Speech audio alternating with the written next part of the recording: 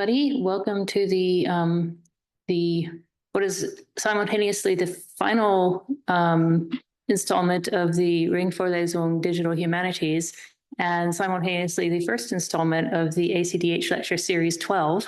It's my pleasure this evening to welcome remotely Katharina Zeppesauer-Wachauer, who is senior scientist at the University of Salzburg and in charge of this project, Mittelhochdeutsche Begriffsdatenbank, which is Middle High German term database.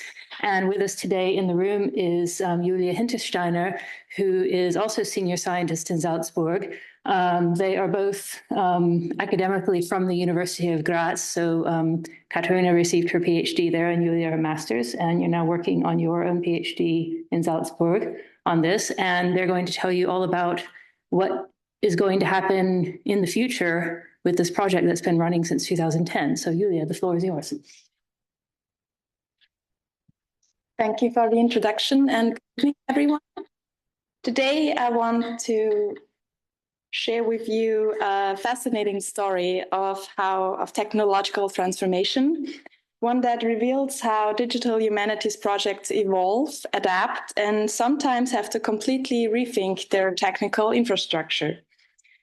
Before we begin, I would like to mention that unfortunately, Katharina can't be here with us today because she is ill, but she joined us online and will jump in case I can't answer questions that you might have. So it'll just be me taking you through this and I'll do my best. So the Middle High German Conceptual Database, or in short, MHDBDB, housed at the University of Salzburg, has served generations of medievalists since its founding in 1972. Over more than 5 decades, this project has evolved through multiple technological paradigms, from Klaus Schmidt's pioneering work with punch cards to relational databases, and most recently to RDF-based graph architectures. What I'm here to discuss today is our most recent and perhaps most consequential complete technological reconceptualization. At the heart of this transformation lies a TEI-first model that directly supports LLM-based research workflows. But this isn't simply a technical story. This presentation will illuminate the reasoning behind the shift within the context of what Johanna Drucker has called a sustainability crisis in digital humanities.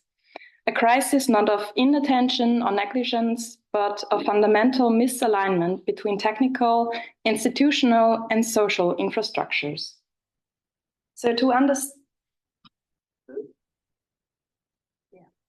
understand the stakes, let me establish the scale of what we're discussing. The MHDBDB is recognized as the largest electronic collection of German texts from the Middle Ages and the most comprehensive retrieval system for this corpus. Currently, our database contains approximately 10.7 million tokens distributed over 666 texts, representing diverse genres and text types with roughly 6.7 million semantic annotations. The database's core functionality rests on 2 interconnected models, a complex search engine and an onomasiological dictionary that employs a conceptual system to describe the meanings of lemmata. This makes the MHDBDB not just a text repository, but a comprehensive linguistic and literary research tool capable of addressing semantic and co-occurrence questions that no traditional dictionary can answer. So why does this matter beyond Salzburg? The transform about to talk about represents more than just one database's technical migration. It highlights 3 important developments that are reshaping how we work with historical texts and data. First, the so-called, some people call it an AI revolution in humanities research. We're living through a period where large language models are fundamentally changing what's possible in computational philology. Structured AI-readable data has become crucial, not as a replacement for human expertise, but as a way to scale and extend scholarly work in ways that weren't imaginable even 5 years ago. Second, the gap between theoretical elegance and practical reality. The story illustrates what happens when sophisticated technical models, in our case, a highly complex standoff, markup, and billions of RDF triples, meet the real-world constraints of humanities projects. For example, limited budgets, limited technical expertise, and the need for systems that scholars can actually maintain over decades, not just during funded project phases. Third, sustainability challenge. This is about the relationship between infrastructure and scholarship. Digital humanities projects face a fundamental tension. We want to build powerful, sophisticated tools, but we need systems that will still be functional maybe 10, 20, or 50 years from now. This requires honest conversations about what's actually sustainable, given the resources humanities institutions can realistically provide. Understanding these tensions is essential for anyone planning to work in the field of digital humanities and research, because the technical decisions that you make at the beginning determine what becomes possible and what becomes a burden down the line. So, the evolution of the MHDBDB can be understood through 4 distinct phases, each reflecting not only the computational paradigms of its era, but also the evolving aspirations and capabilities of digital humanities as a field.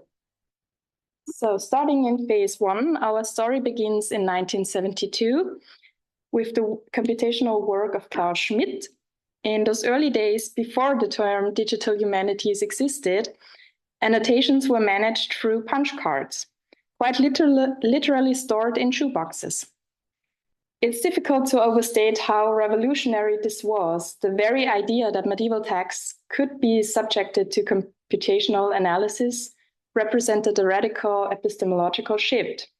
Schmidt's work was part of what Ulrich Müller has termed computer-based medieval research, emerging at the moment when the application of computational methods to historical texts was still viewed with considerable skepticism by traditional philologists. By 1998, the project had matured into an Oracle relational database containing over 10.6 million tokens.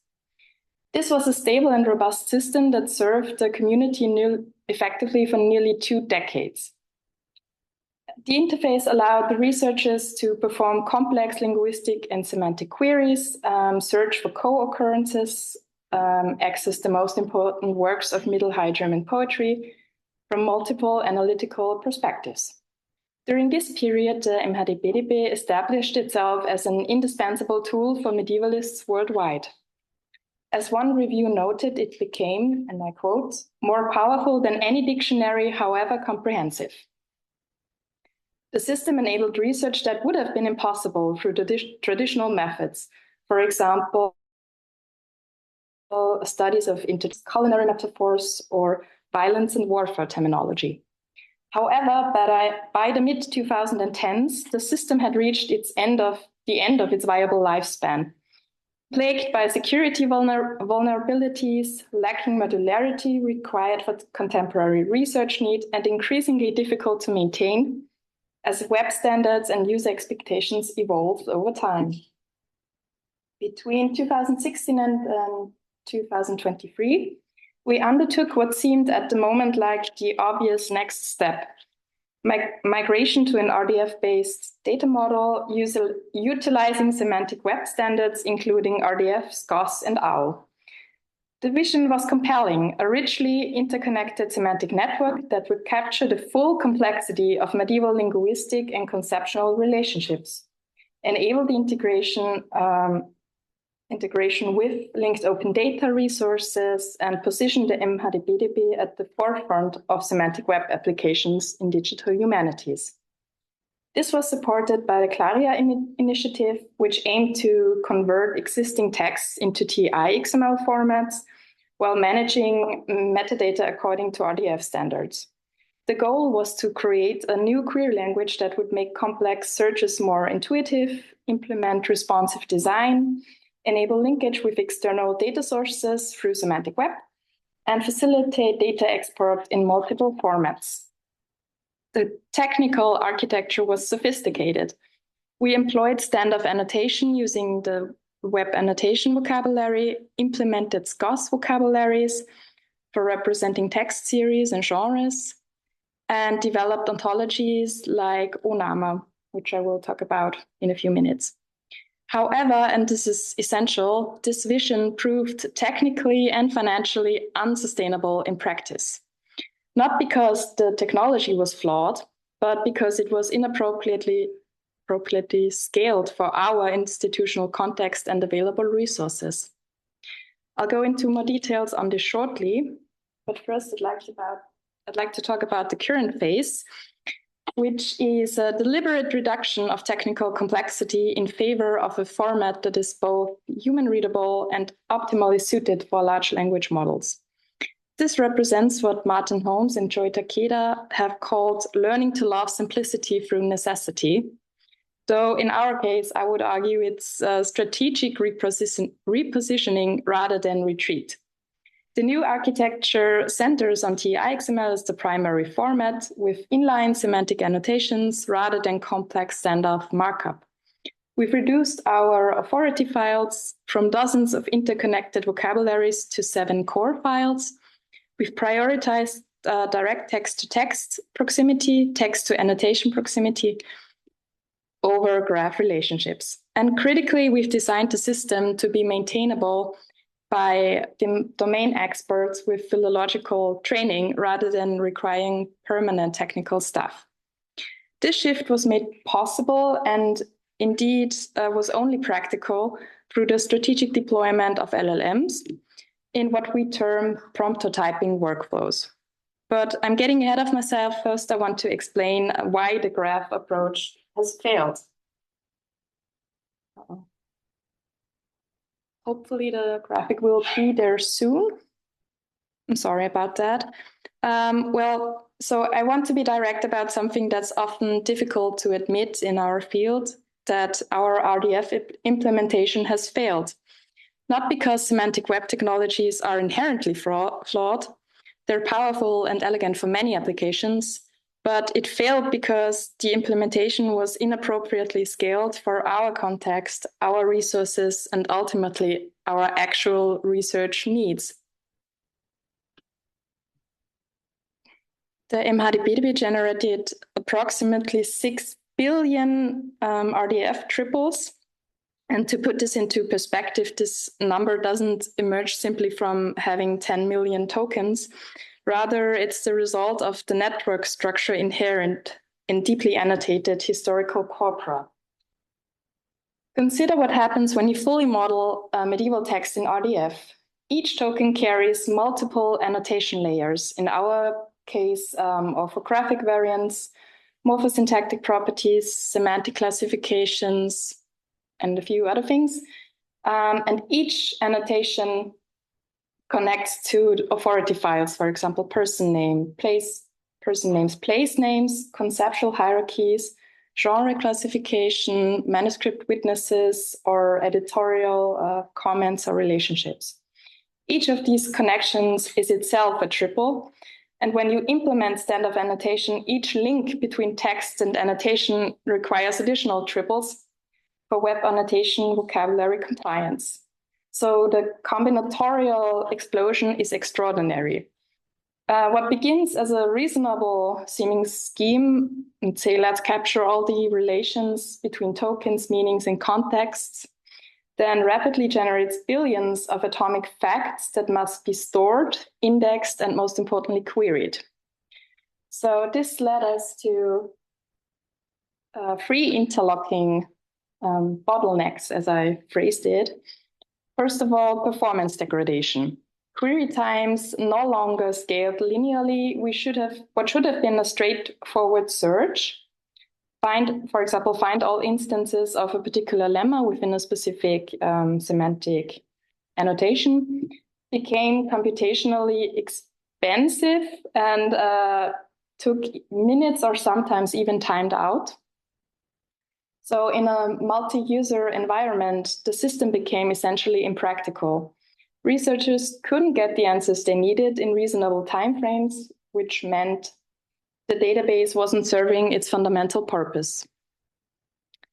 Unsustainable operational costs. The infrastructure requirements exceeded what's structurally feasible for a regular digital humanities operation. We needed high-performance computing resources, the kind of computational power that is typically reserved for large-scale scientific computing or commercial applications.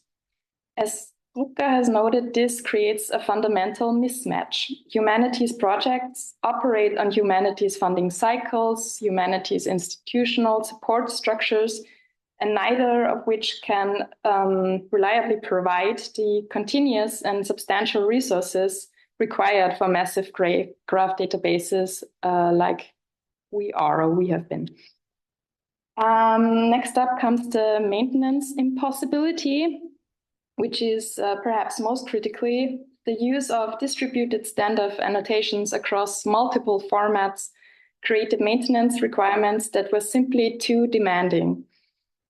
This touches on what I would consider a core sustainability issue in DH in an environment where technical expertise typically comes from a fixed-term appointments tied to a specific project. Long-term stewardship of complex systems like the MHDBDB becomes nearly impossible.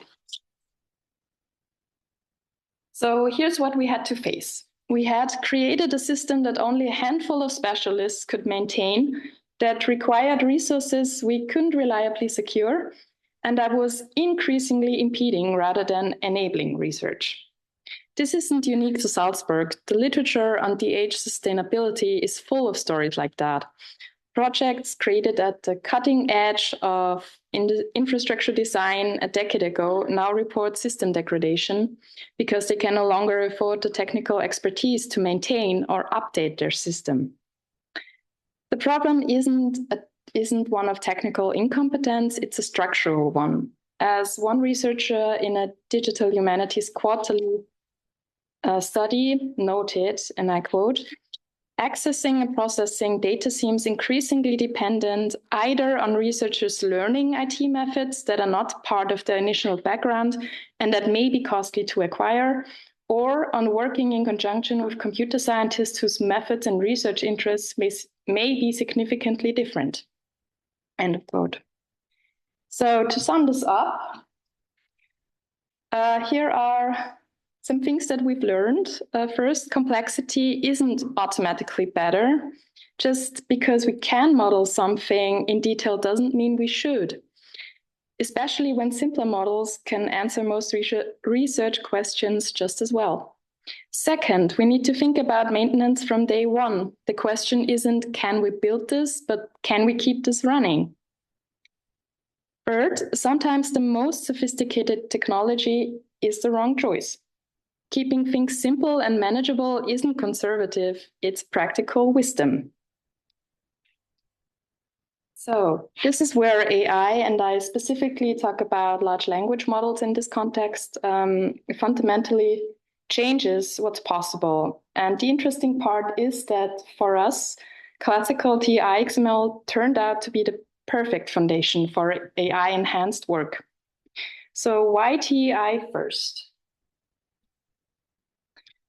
The choice wasn't nostalgic or conservative, it was strategic and based on 4 key advantages that have become even more salient in the age of LLMs. First of all, unlike RDF, which focuses on explicit relations between entities, TEI offers text proximate modeling. So the annotations sit adjacent or in line with the text they describe. This is essential to us because it dramatically reduces the dereferencing overhead when populating context windows for LLMs.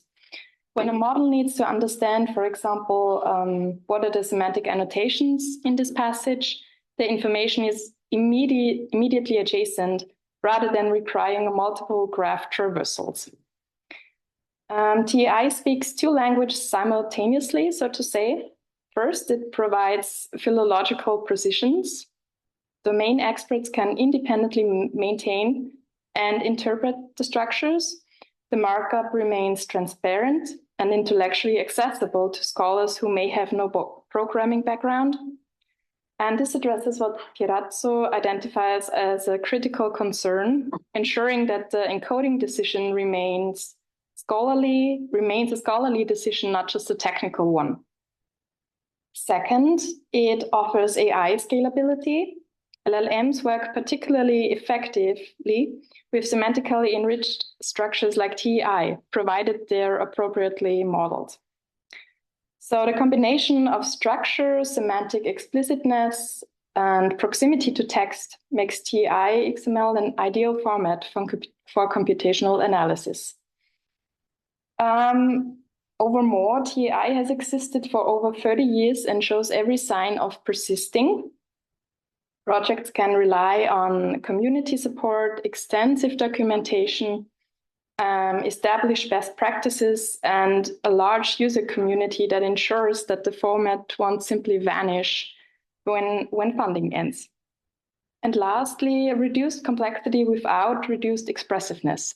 Our inline annotated TEI model can express everything researchers need, while being orders of magnitude simpler to maintain than an RDF graph. So let me show you what this looks like in practice. Our new system is now almost fully operational, but is already publicly accessible on GitHub. I have a QR code somewhere on my slides. So please keep in mind that this is still work in progress. So the TEI model employs, as I have mentioned before, inline semantic annotations, which reference to 7 authority files, each stored in a separate XML document. So first of all, the concepts.xml contains the semantic concept taxonomy. This is what I would call the heart of the MHDBDB's onomasiological approach. Genres contains literary genres taxonomy implemented using a scarce vocabulary, which was developed together with the Center of Study for Manuscript Cultures in Hamburg. The lexicon file deals with the lemmata with grammatical annotations and part-of-speech information. Names contains names, for example, places, objects, and other stuff. Persons contains authors and historical persons with biographical information and metadata. Variant is there to tell us about orthographic variants mapped to the normalized lemmata. And works contains the works and manuscript metadata, including the text series taxonomy. So I also brought a concrete example that I would like to walk you through. The simple phrase Katzenmord, essentially a cat's nature, if you will. So you can see here that each word, each W element carries multiple layers of information. The lemmaref attribute links to our comprehensive lexicon, which is the lexicon.xml that I talked about before. So Murt points to lemma 4264, which connects to all its variants, like Mut, Murtes, Mutte, Mutten, etc. And the meaning ref attribute does something crucial. It resolves ambiguity. So Mut can mean courage, mind, desire, or character even, or disposition. But here, the sense, the sense 6672 tells us that it's specifically disposition or nature. So to describe a cat's character, for example. So this disambiguation represents over 50 years of careful philological work. And each lemma entry in the lexicon connects to our conceptual hierarchy, linking to related semantic fields or biblical references. So if you look up lemma 4264, you're not just getting a dictionary entry, you also can access an entire network of medieval concepts related to emotion, disposition, and character in this case. So here's what makes this powerful. It's completely human readable. open any file in a text editor and you can both read the medieval text and understand the structure at the same time. But it's also fully machine actionable, enabling complex queries like find all uses of mood in or mood or disposition or whatever near animal terms, let's say. So this dual readability is what makes our encoding sustainable for both traditional scholarship and computational research. So one of the most important aspects of our new system is that we've been designing it for two distinct user communities, each with different needs. One being the main interface, which serves the general public and students. It has a pre-built compressed indices for fast loading without server requirements. It mostly focuses on single lemma search with filters. It offers a clean and accessible reading interface, and it has overall a more educational focus. On the other side, the research playground, as we call it, is for medievalists and advanced researchers. It offers multiple search types, including multi-lemma queries. It lazy loads the TEI files for detailed analysis. It also offers XPath queries capable for power users or whoever wants to use it, and authority data browsing with advanced filtering. So this approach recognizes something important. Not every user needs or wants to access every technical capability. Students looking up a word need different tools than researchers who want to do corpus-wide semantic analysis. And if time allows, I would like to demonstrate this live afterwards, if we can. But now I would like to dive deeper into the technical part. So we're serving over 660 texts with 10.7 million tokens and millions of semantic annotations, as I've said before. But we need this to work on ordinary laptops without requiring database servers. So our solution to do this includes three steps. First of all, a pre-built compressed indices, as I've mentioned. So during the build process, when you load the site, Python scripts are using LXML to generate two master indices. One is called authority index, which contains all the authority files merged into one, and then a corpus index, which contains all text with lemma positions. So the compressed JSON files are then dramatically smaller than the original XML files, and they require no XML parsing in the browser. Second step is the IndexedDB caching. So the first time a user accesses the site, the indices are downloaded, decompressed, and then stored in the browser's IndexedDB. So subsequent visits then load instantly from local storage. And third is the lazy loading for detailed access. So when a researcher needs the full TEI markup, for example, in the playground, individual text files are then loaded on demand rather than all at once. And this keeps the initial load times quite fast when providing full access when it is needed. So the performance improvement is dramatic. What earlier used to take minutes to query in our RDF system now returns results in milliseconds. And this runs entirely in the browser, so no backend server required beyond simple file hosting. Another technical challenge that I want to mention is normalization. So Middle High German orthography is highly variable. The same word might appear as Freund, Freunde, Freunde, Freund, and so on, many other variants across different manuscripts and time periods. So we've implemented a comprehensive character normalization that works identically in both our build scripts and runtime search. So there is a consistent handling of medieval character variants. This is really important for search functionality because when a user searches for Freund, they automatically find all the other variants that there are without needing to know the exact spelling used in each manuscript. We've backed this with a comprehensive automated test using Playwright to ensure parity between Python and JavaScript implementations.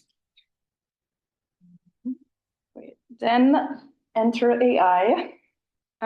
This migration was only made possible through AI-assisted procedures. We're using the term promptotyping to describe this approach. So the deployment of AI as a component with a deterministic pipeline combined with strict validation rules and essential human oversight. So promptotyping represents a methodological advancement beyond exploratory vibe coding towards systematic requirements engineering. So rather than generating code directly, we develop structured documentation. This is what Christopher Pauline calls promptotyping documents that compress complex domain knowledge and technical requirements into precisely formulated specification. So in short, the relevant information is condensed and emphasized while maintaining methodological rigor. The method follows scholar-centered design principle, placing epistemological requirements at the center of technical implementation. So this is not about replacing human expertise with automation. Rather, it's about using AI to make previously impractical transformation feasible within reasonable timeframes and budgets, while maintaining precision, the precision that a computational philology demands. As for the implementation, I will talk about 3 critical tasks that we did or are still undertaking. First of all is reverse engineering the legacy system. So our legacy Oracle database was frankly quite inadequately documented, let me put it that way. So the original schema had evolved over decades with implicit assumptions and undocumented relationships that only a few long departed developers fully understood. So we used the LLM to analyze the database schema and identify implicit relationships, to generate hypotheses about how annotations connected to text, also to propose mapping rules from the relational tables to the TEI structures, and to document patterns in naming conventions and ID schemes. This was transformative. What could have taken months of manual detective work, examining thousands of database records, or talking to emeritus faculty, or piecing together fragmentary documentation, was essentially accomplished in weeks. The AI didn't replace expert knowledge. I would say it scaled it, and it allowed us to quickly validate or reject structural hypotheses rather than having to generate them from scratch. So every AI hypothesis that came up in this process was tested against sample data before being integrated into our migration scripts. So we maintained a test suite of known correct transformation that had all passed this test, so to say. Next up was the biggest task. The core migration involved converting the standoff annotation into inline markup. So this required identifying annotation spans and their anchors in the legacy system, as well as determining which annotations could be collapsed into attribute values, resolving conflicts, for example, when multiple annotation types targeted the same span of text, also maintaining referential integrity with the authority files and ensuring that all or almost all semantic relationships were preserved. To do this, we came up with a hybrid approach. There are some deterministic Python scripts that focus on extracting data from Oracle, resolving IDs, and building authority file mappings, also to validate schema compliance and to build the indices. And then the LLMs were used to handle contextual judgment cases, meaning when annotations conflicted or were ambiguous, the LLM would then propose resolutions based on similar cases in the corpus. Then the experts would come in and validate these proposals, and then validated patterns were encoded into deterministic rules for future similar cases. So, and then lastly, there is a multi-layer validation. So every transformation that has been done passed through several validation stages. I'm trying to keep this short because I can only talk about so much. So first of all, is the output well formed? Is it valid TEI? Also, do all the references resolve to actual entries in the authority files? Saying like, so trying to minimize or eliminate hallucinations. Also, are similar cases handled similarly across the corpus? And then other validation steps like, do queries on the new system produce similar or equivalent results to the old system? Also, does the transformation preserve scholarly meanings, or are there any differences? So we call this a critical expert pattern. So the Python scripts essentially contain philological knowledge rules. In the end, this is what came out of this process. So, for example, they check that semantic annotations are consistent with lemma assignments. They verify, for example, that a person name matches known forms in the authority files, or validate that a manuscript witness reference points to an actual manuscript, and so on. So I want to take a step back and talk about the broader context of AI and medieval text processing. So what I've talked about feeds a growing ecosystem, as I'd like to call it, of AI applications to medieval texts. So our data now feeds into several related projects. For example, Patsivai is an LLM for translating Middle High German texts to modern German, trained on MHDBDB data. This was part of a Claria initiative and shows how TEI data can be leveraged for language model training. Our ongoing work examines how LLMs represent medieval literature, particularly issues of race, gender, and social categories. We did a bias detection workshop. Also, there has been a Middle High German part-of-speech tagger for Spacey, and applications also use the ontology of narratives of the Middle Ages, ONAMA, that I've mentioned before, which is used to analyze story structures across texts. Additionally, or most importantly, in my opinion, is that the entire system is open source and publicly available on GitHub under this license. And there is the QR code.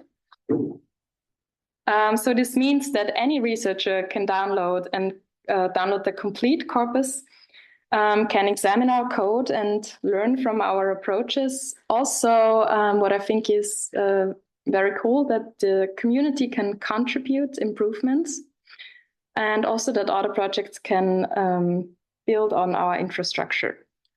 The repository includes the complete source code, all the scripts that I talked about. It contains a full test suite with more than 100 automated tests.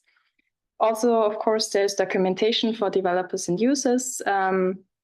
Also, the build scripts are available, and example queries and usage patterns as well. But this openness is strategic, because the more people who can work with and improve the system, the more sustainable it becomes. We're not just preserving medieval texts, we're building infrastructures that others can maintain and even extend. So this brings me to 3 essential lessons about building digital projects that I want to share with you. First of all, rather than creating a massive interconnected system, we broke it up into smaller independent pieces that can be updated separately. We learned this the hard way. Our graph database was so interconnected that changing one part of it risked breaking everything. So traditional development often follows a problematic pattern, meaning, for example, secure funding, build the system during the grant period, then launch it and essentially hope for the best. Instead, we've adopted principles from software engineering to counteract that, meaning modular design and continuous improvement. So the new system is built in separate modules so that if we need to update, for example, the search engine, we don't have to touch the texts and vice versa. So this makes maintenance much more manageable and practical. So what this means in practice is that breaking systems into independently maintainable components that can be updated without affecting everything else. Continuous migration instead of big bang overhauls, so implementing regular incremental improvements rather than massive redesigns every decade. And we also have procedures in place for when problems emerge with institutional commitment that extends beyond individual project funding cycles. Next up is plan for the long term. Digital projects often struggle to survive afterwards. This is what I was hinting on before. The people who built the system move on, the documentation gets outdated. Eventually, the system becomes difficult to maintain and somewhere down the line eventually dies or disappears. So this isn't just inconvenient, it's actually a documented pattern across countless DH projects. We tried to address this by using a widely adopted standard rather than custom solutions, creating massive and extensive documentation that was written not only for domain experts or not only for programmers, but also for domain experts, meaning philologists and other researchers. Designing the system so that philologists can maintain basic operations without needing technical specialists, and also building institutional partnerships for shared support. So the key insight of this is that sustainability isn't purely a technical problem, it's also about people, processes, and institutional structures. TEI acts as our insurance policy in a way, because we want to ensure that the data will remain accessible, even if specific tools or platforms disappear. Yes, so that the data isn't locked into proprietary systems. This also connects to fair data principles, which funding agencies increasingly require. But fundamentally, it's about scholarly autonomy, ensuring that intellectual choices about how we want to represent texts remain visible and debatable, rather than being hidden in proprietary systems or in overly complex technical stacks, as we had before. To bring this together, these 3 lessons or pointers talk about a deeper truth.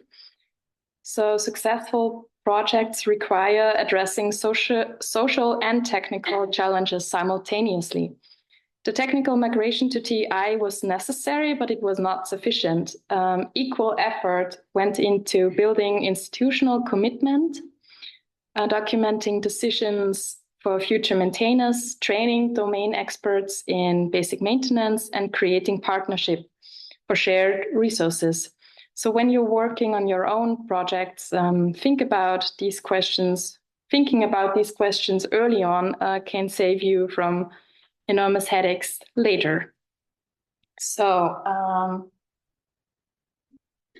what this journey that I've talked about teaches us is that technical sophistication can become its own trap. Our RDF graph database was theoretically elegant, but practically unmanageable. And the new system is much simpler, it's more sustainable and more useful for actual research. So I would like to talk about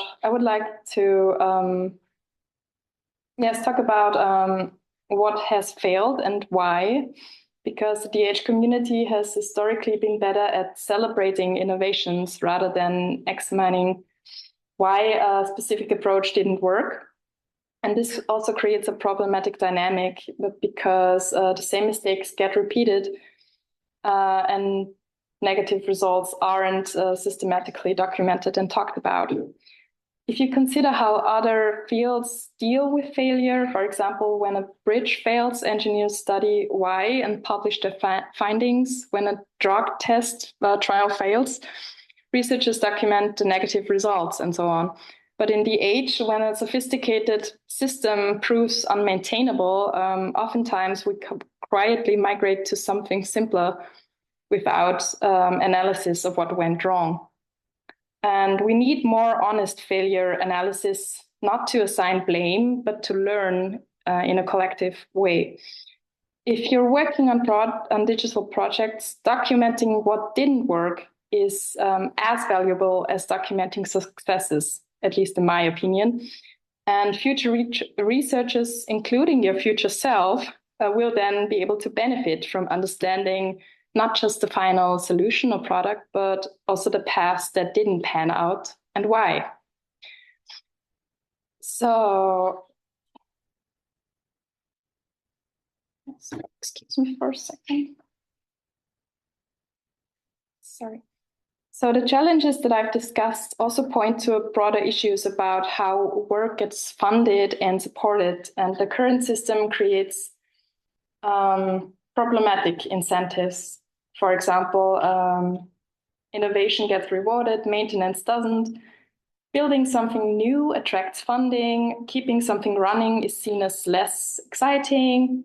Publishing about technical breakthrough advances careers. Managing infrastructure often doesn't get the same recognition. Or ambitious promises attract grants, while realistic sustainability plans can seem boring by comparison. In my opinion, this needs to shift. There are some promising models that exist, for example, Daria and Claria, of course, that provide consortium-based infrastructure support. And also, for example, the text encoding initiative itself shows how community governance can sustain standards over decades. So what I want to say is that there are alternative approaches that are possible. We just need the institutional will to pursue them. And for students entering the field, be aware of these dynamics. If you're applying for funding, think about how to make sustainability sound exciting, because it is about ensuring that your work outlasts you. So what we're witnessing is genuinely transformative. I phrased this the emergence of augmented philology, meaning that a scholarly practice where AI systems don't replace human expertise, but scale and extend it in new ways. The MHDBDB's journey from punch cards to prompt engineering shows how the relationship between humanistic inquiry and computational methods continues to evolve. Each technological phase has expanded possibilities while also introducing new challenges. By combining technical innovation with resilient architecture and AI-supported workflows, we're ensuring that the MHDBDB data isn't just somewhere else, but where it belongs, in a format that can be productively used today and preserved for future generations. So the most significant shift yet that we are witnessing could be called the AI moment or an AI moment, because AI can help us work with historical texts in ways that were impossible just a few years ago. But realizing this potential also requires approaching AI with clear eyes, with realistic resource assessment, and also commitment to long-term sustainability over short-term hypes. It also requires vigilance about new problems. For example, our recent work in bias in LLMs, representations of medieval literature, shows that these systems also carry their own assumptions and limitations. For example, we had in a workshop the term POC the Black Knight came up, which reveals how LLMs can mishandle historical representations of race and ethnicity, projecting contemporary categories onto medieval texts. This means that AI augmentation, as I've previously called it, means keeping humans critically engaged at every stage and not automating judgment away. So the goal isn't efficiency for its own sake, but enabling research that respects the complexity of historical texts while making them more accessible. And now, looking forward, the MHDBDB continues evolving on a foundation that has been designed for sustainability, open standards, manageable complexity, clear documentation, and an architecture optimized for both human understanding and machine processing. So this represents the kind of digital philology we need, where it is technically sophisticated enough to enable new research, but yet simple enough to remain sustainable, powerful enough to leverage AI, yet still transparent enough for scholars to understand and critique.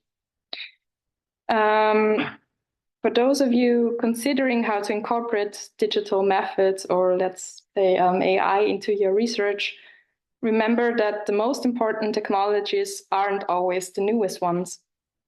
They're the ones that help you answer your questions, that you can maintain with available resources, and that will still work in 10 or 20 years from now. So the transformation from punch cards to prompt engineering took us 50 years. So what you build today should not only just serve your immediate research, but also the next generation of scholars who will ask questions we haven't yet imagined. Thank you. I'm happy to answer questions.